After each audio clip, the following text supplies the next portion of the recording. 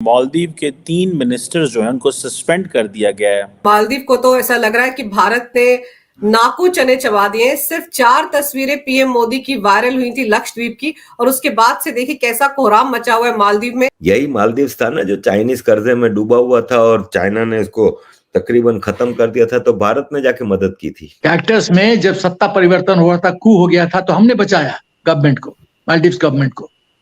नीर में जब पानी का शॉर्टेज हुआ था, भारतवर्ष ने सपोर्ट किया।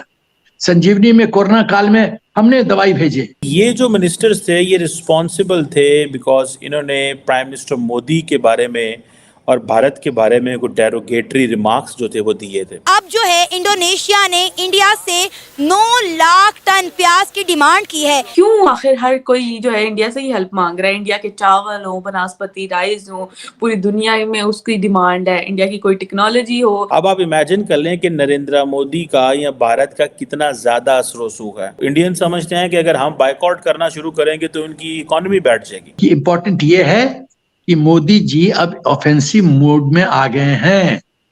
मोदी जी अब मालदीव्स को लेसन पाठ पढ़ाएंगे। मैंने क्योंकि आज कुछ अखबारात पढ़े तो उसमें इंडियन फौजियों के भी हाँ, मैंने तो आपको सबसे पहले बताया कि ये और इसराइल एक साथ गजा में लड़ रहे हैं। अब ये जनूबी लबनान पे आ गए तो इंशाल्लाह। इस चीज को छोड़ें कि मिनिस्टर्स फारग हो गए, जस्ट इसकी जो कॉन्सिक्वेंसेस चेक करें that how influential India is in the region and in Maldives. ये एहसान फरामोश रहते हैं तो उन्होंने बदतमीजी की, तो फिर भारत के भी सेलिब्रिटीज ने सही जवाब दिया। अक्षय कुमार ने कहा ना कि तुम्हारी हिम्मत कैसे हुई भारत के लोगों के बारे में ऐसी बातें करने की। नमस्कार दोस्तों रिसेंटली इंडोनेशिया ने एक बड़ी मांग की है भारत से, और वो ये है कि इंडोनेशिया ने भारत से 9 लाख टन प्याज की डिमांड रखी है। दरअसल दोस्तों, भारत कुछ महीने पहले प्याज के एक्सपोर्ट पर बैन लगाया था और अपने एक्सपोर्टर्स को साफ कह दिया था कि प्याज के एक्सपोर्ट नहीं किए जाएंगे बाकी बाहर देशों में। और दोस्तों, इसके बाद से पूरी दुनिया भर में प्याज की एक बड़ी कमी दिखाई दे रही है। इसके पहले नेपाल ने भी भारत से प्याज की मांग की थी। और दोस्तों, इसी तरह से आपको याद होगा कुछ महीने पहले जब भारत ने राइस पर बैन लगाया था, तब दुनिया के काफ़ी सारे देशों ने भारत से राइस की मांग की थी और यूएन ने भी भारत को कहा था कि भारत राइस एक्सपोर्ट्स पर बैन हटा दे। लेकिन दोस्तों, भारत ने यूएन की भी नहीं मानी। और दोस्तों, अब दुनिया के काफ़ी सारे देश भारत की एग्रीकल्चर सेक्टर की पावर को समझ रहे हैं और वे काफ़ी सारे देश भारत को एग्रीकल्चर किंग भी कह करके पुकार रहे हैं। और दोस्तों, इसके साथ साथ अब मालदीव्स की अकल ठिकाने आ गई है। ये वही मालदीव्स है जिसने हमारे प्रधानमंत्री मोदी जी के खिलाफ रेसिस्ट कमेंट पास किए थे और हमारे प्रधानमंत्री मोदी जी का मजाक भी उड़ाया था। और दोस्तों, अब मालदीव्स के 3 मिनिस्टर्स को सस्पेंड कर दिया गया है और इसके साथ साथ भारत के काफ़ी सारे लोग विरोध में मालदीव्स के अपने टिकट्स कैंसिल कर दी है, जिनमें से 2500 फ्लाइट्स कैंसिल कर दी गई है और कई सारे होटल्स की बुकिंग भी कैंसिल कर दी गई है। और अब मालदीव्स की गवर्नमेंट और भारतीय गवर्नमेंट के बीच में बातचीत चल रही है। तो चलिए इसी पर आगे पाकिस्तानी मीडिया का रिएक्शन देखते हैं। ये जो चीज़ है, मैं तो मेरे लिए ज़ाती तौर पे ये एक बहुत बड़ी शॉकिंग खबर है कि एक मुल्क कैसे अपने मिनिस्टर्स को जो है वो सस्पेंड कर सकता है। और पहली बात तो यह है कि डेरोगेटरी रिमार्क्स देने नहीं चाहिए। It's not about prime minister Modi, it's not about India. आपकी डिफरेंस ऑफ ओपिनियन हो सकता है, आप अपना डिफरेंस ऑन इश्यूज करें। अगर मालदीव का और भारत का मसला है तो एक इश्यू के ऊपर डिफरेंस करें। भारत और पाकिस्तान का मसला है तो जो डिस्कशन होनी चाहिए वो इश्यूज पे होनी चाहिए, पर्सनैलिटी पे नहीं होनी चाहिए। प्राइम मिनिस्टर मोदी हो, प्रेसिडेंट ऑफ मालदीव हो, प्राइम मिनिस्टर ऑफ पाकिस्तान हो, they are being represented by the people of India, Pakistan and Maldives. They deserve respect. आप ये नहीं कह सकते कि जनाब आप भारत से हमारी लड़ाई है तो हम भारत के वज़ीर आज़म या सदर या उनके जो सीनियर लोग हैं उनकी इंसल्ट करें। I personally find it very derogatory. मैं इसको ज़ाती तौर पर समझता हूँ ये एक इंतहाई बदतमीज़ी के ज़ुमरे में आता है। और कोई भी हो, इट्स नॉट अबाउट आप जैसे कह लेना कि ये जो क्वेश्चन है बदतमीज़ी करने का या डेरोगेटरी रिमार्क्स का, मेरी ज़ाती नज़र में मैं इसको अच्छा नहीं समझता। और मैंने तो इसके ऊपर माजी में भी हमने बड़ी बातें की हैं, लेकिन एक जिसे कहते हैं ना कि ये एक जो ये चीज़ है ये ऑब्वियसली एक मुनासिब चीज़ नहीं है।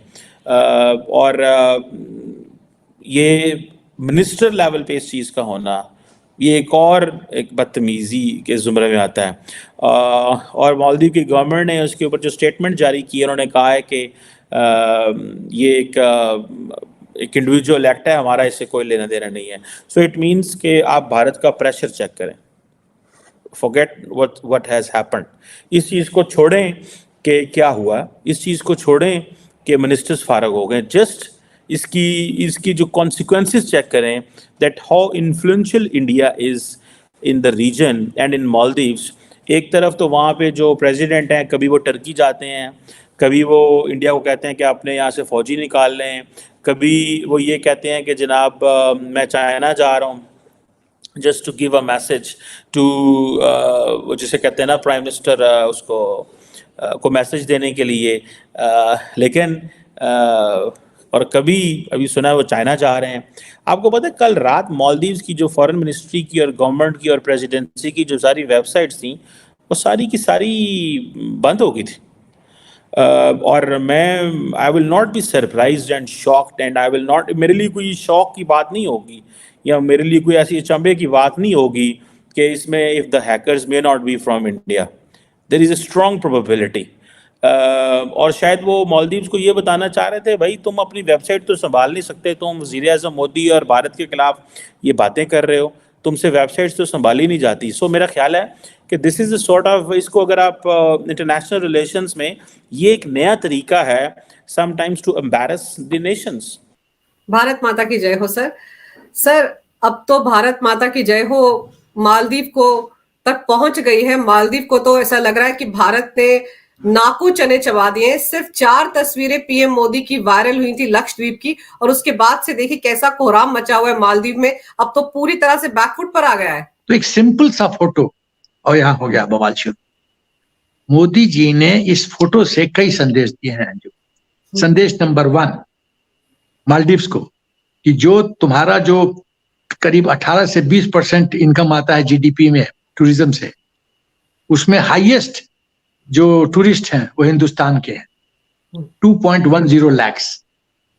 18 लाख में से 2,10,000 हिंदुस्तानी जाते हैं। और जैसे अभी हम थोड़ी देर पहले बातचीत कर रहे थे कि मेजर कैंसिलेशन हुआ है हिंदुस्तान के टूरिस्ट के द्वारा, लेकिन ये उतना इम्पैक्ट नहीं करेगा, पूरी तरह से उनके पेट पे लात नहीं लगेगा, आर्थिक व्यवस्था डवाडोल नहीं करेगा, क्योंकि 18 में से खाली 2,10,000 ही तो जा रहा है, तो 15.90 लाख तो अभी भी इंटैक्ट है, पहली बात। लेकिन इसका जो साइड इफेक्ट, जो स्ट्रेटेजिक मैसेजिंग है, वो इंपॉर्टेंट है। कि इंपॉर्टेंट ये है कि मोदी जी अब ऑफेंसिव मोड में आ गए हैं। मोदी जी अब मालदीव्स को लेसन पाठ पढ़ाएंगे। अब मोदी जी को ग्रांटेड नहीं ले सकते, उनकी मित्रता पे भरोसा हम 100% नहीं कर सकते। अब शेर चिल्लाने दहाड़ने जा रहा है। उसके बाद लक्षद्वीप को विश्व के पटल पे, क्योंकि अब देखिए ट्विटर में कितना ऊपर नीचे न्यूज चल रहा है, विश्व के पटल पे Lakshadweep suddenly centre of attraction हो गया है। वही नहीं, मालदीव्स के अंदर कुछ लोग हैं, जैसे फयाज ऐसे हैं लोग, वो बोलते हैं कि कूटनीति, इन लोगों को जो पॉलिटिशियंस हैं उनको कूटनीति सीखने की जरूरत है। और मालदीव सरकार की एक डिप्टी मिनिस्टर है, उसने तो अपशब्द कह दिया है, अपशब्द कह दिया है, करेक्ट, मरियम का नाम है, तो अपशब्द कहा है मोदी जी के बारे में। आप लोग गवर्नेंस में हो, हमने आपके बुरे वक्त में कई बार काम दिया है, ऑपरेशन कैक्टस, ऑपरेशन नीर, ऑपरेशन संजीवनी। कैक्टस में जब सत्ता परिवर्तन हुआ था, कू हो गया था, तो हमने बचाया गवर्नमेंट को, मालदीव्स गवर्नमेंट को। नीर में जब पानी का शॉर्टेज हुआ था, भारतवर्ष ने सपोर्ट किया। संजीवनी में कोरोना काल में हमने दवाई भेजे, किसी ने मदद किया मालदीव्स का? नहीं। यही है एहसान का, यही रिटर्न है। तो सवाल ये पैदा होता है कि मोदी जी ने अब लक्षद्वीप को एक पैरेलल, एक कॉम्पिटिटिव टूरिस्ट हब, एक पैरेलल खड़ा कर दिया है कि तुम हमारे पास आओ ना। आफ्टर ऑल मालदीव से जो हमारा लक्षद्वीप आइलैंड है वो कितना दूर है? 820 किलोमीटर। हाँ, तो जो खूबसूरती मालदीव्स में है, उससे ज्यादा खूबसूरती लक्षद्वीप में होगा।